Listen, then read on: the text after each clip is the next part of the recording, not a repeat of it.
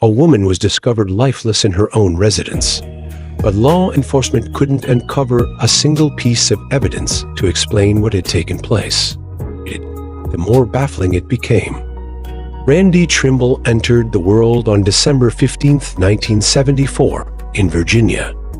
In the end, they uncovered the truth, but no one could have foreseen just how disturbing it would turn out to be. She was an only child, brought up solely by her mother. From a young age, Randy had an affinity for the arts. She played the flute, participated in school theater, and joined the school band. After high school, she enrolled at Bloomsburg University in Pennsylvania to study speech-language pathology. Randy had a deep love for helping children and dedicated herself entirely to it.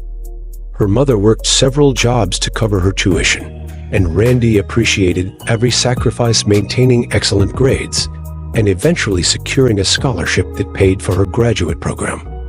While in college, she began a relationship with a man named Brian. Soon after graduation, the two tied the knot. But what should have been a joyful beginning came with devastating news. Just before the wedding, Brian was diagnosed with multiple sclerosis, a chronic illness that could lead to long-term disability. Still, Randy didn't leave. She remained by his side, vowing to support him as the illness progressed. They moved to the small town of Camp Hill, where Randy found steady work at a nearby medical facility. With that reliable paycheck, she bought a home, and she and Brian began to build a life together. They dreamed of becoming parents and started saving money in case Brian's health declined and he became unable to work.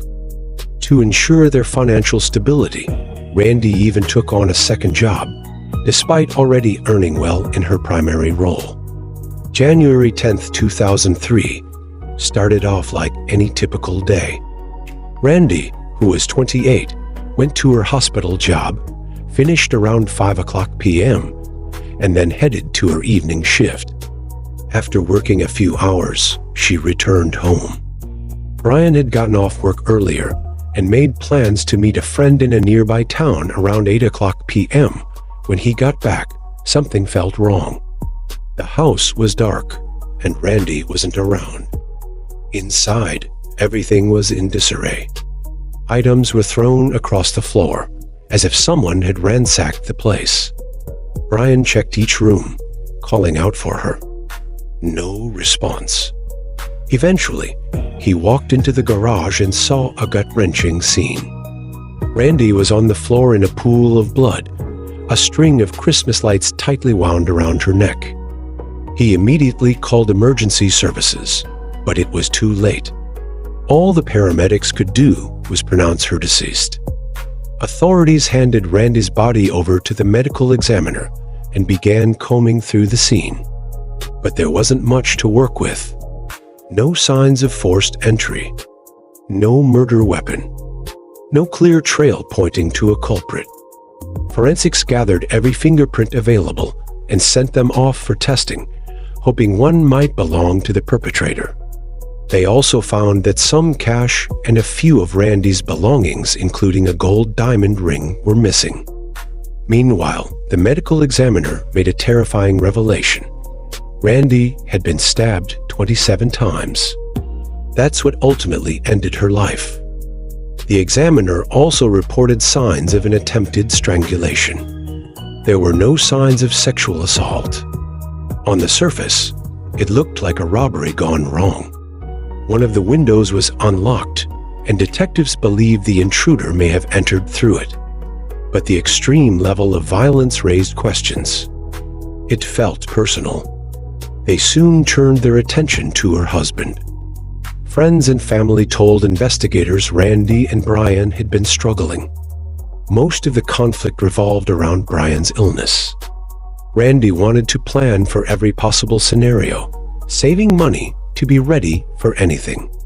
Brian, however, didn't want to live in constant worry. Those differences sparked frequent fights. That was enough for detectives to consider a motive. But Brian's alibi held firm. The coroner listed Randy's time of death at approximately 7:30 p.m. At that exact time, Brian was with a friend in another town. Police confirmed his presence at a cafe, backed by employees and customers. There wasn't enough time for him to commit the crime and return. Randy's family stood by Brian too, saying there was no way he could have harmed her. And detectives weren't sure he physically could. The disease was already affecting his mobility. With Brian cleared, investigators turned their focus elsewhere. But with so little evidence, the case became more challenging. No DNA, no usable fingerprints, no suspects. So they looked closer at Randy's inner circle, still believing this wasn't random. Friends and coworkers all said the same. Randy had no enemies. She had been focused solely on her family in recent years. Weeks passed. No suspects. No leads. Detectives found themselves circling back to Brian. His alibi was solid, but his actions raised suspicions. He moved closer to his relatives. Missed work regularly. Cut ties with Randy's mother despite their previously close bond. And he started spending a lot. New TV, Xbox, brand new furniture. When questioned, Brian told friends, grieving costs money. He mentioned insurance payouts, one for the stolen items, another for Randy's life policy. He also said he was using their shared savings. This raised serious concerns. But with no direct evidence, there wasn't much police could do. So they decided to look into his colleagues. Brian worked in IT at an insurance company. Detectives began interviewing his coworkers. One woman said Brian used to vent about his marriage. He complained Randy was too controlling, watching every dollar, making him feel caged. She said that a few weeks before Randy's murder, Brian had told coworkers he was planning to get a divorce. Then suddenly, he changed his story, insisting everything was fine. Before finishing the interview, she gave detectives a name, Blaine, another IT employee, someone Brian was particularly close to. They bonded over video games and horror films. Blaine had even written a script for a low-budget horror movie he wanted to produce in the style of the Blair Witch Project. Brian was hooked on the concept. They discussed it all the time. But coworkers noticed something odd in the weeks before Randy's death. Their movie conversations stopped. Their usual banter died down. They started whispering, staying isolated. Detectives began to suspect Blaine knew something. But instead of confronting him directly, they decided to pressure Brian. They kept checking in supposedly to clarify small details. By then, Brian was used to constant follow-ups. Then they asked him to revisit the scene of the crime, to walk through everything that had happened that night. Brian agreed.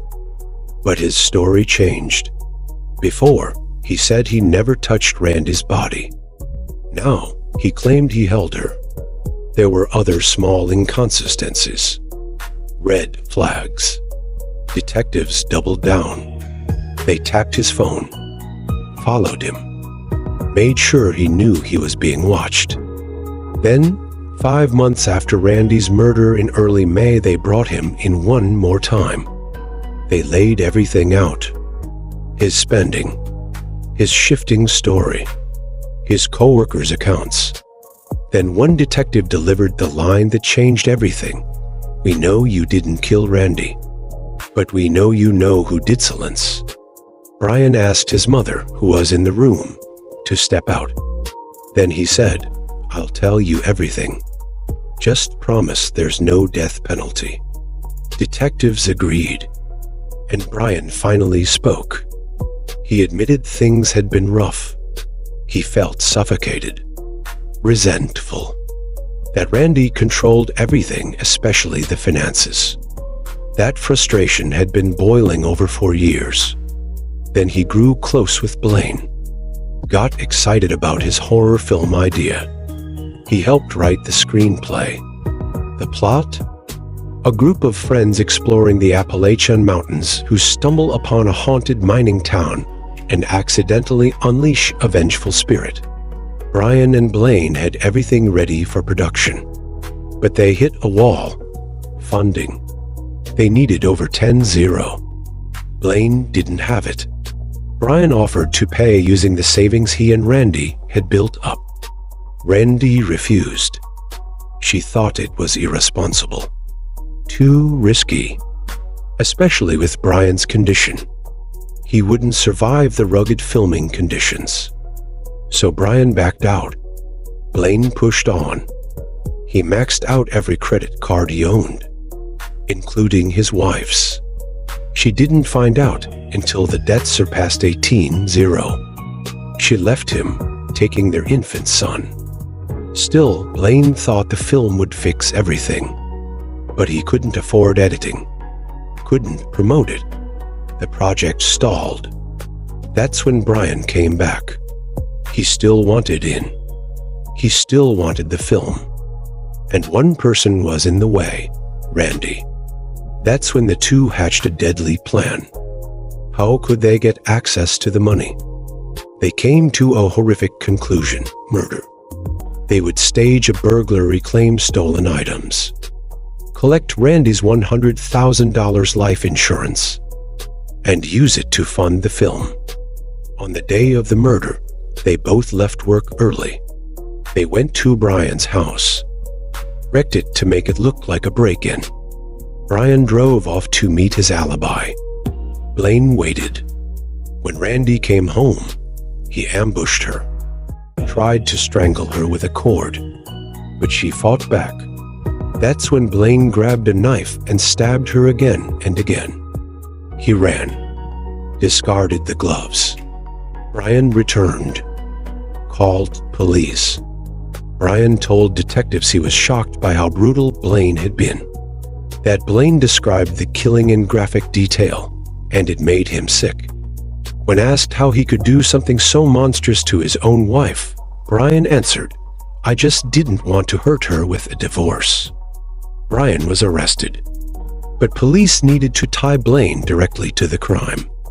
They got a warrant, searched Blaine's car, found a receipt, rubber gloves, work gloves, a black hoodie, black pants, all purchased the day of the murder. Same card, same day. Same card also used to buy a large knife. They showed the knife to the medical examiner. It matched Randy's wounds. But then they hit a snag. Blaine had an alibi. Two friends said they were with him at 7:30 p.m. Not possible, police thought. Then came the twist. Those same friends had a receipt from a gas station, time-stamped 8:30 p.m. that gave Blaine a full hour. Enough time to kill Randy and get back. Detectives arrested Blaine. He fainted. Even with overwhelming evidence, Blaine denied everything. But as the trial neared, prosecutors pushed for the death penalty. Blaine folded, took a plea deal, admitted to murdering Randy, said he hoped to get $20,000 from her policy to pay off his debts. Both he and Brian received life sentences without parole. To this day, they remain behind bars. Randy's mother turned her grief into purpose. She founded a nonprofit to help victims of domestic abuse. It's still active, supporting people in need. Let us know your thoughts in the comments. And if this story hit you, don't forget to like the video and subscribe for more. Thanks for watching.